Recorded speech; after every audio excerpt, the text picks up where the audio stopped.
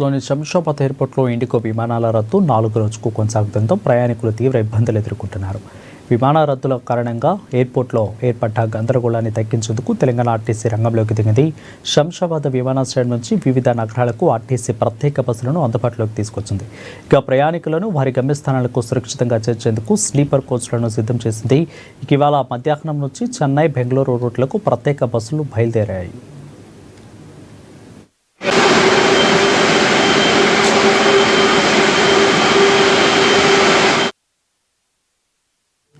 ఇక ఏపీ నుంచి చెన్నై, బెంగళూరుతో పాటు రాజమండ్రి, కాకినాడ, విశాఖపట్నం వైపు వెళ్లే ప్రయాణికుల కోసం అదనపు బస్సులను ఆర్టీసీ అందుబాటులోకి తెచ్చినట్లు సమాచారం.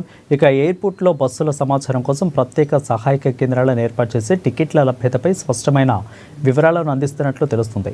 ఇండిగో విమానాల రద్దు కొనసాగుతున్న సందర్భంలో టీజీఎస్ఆర్టీసీ చేపట్టిన ఈ చర్య ప్రయాణికులకు భారీ ఊరట కలిగిస్తుంది.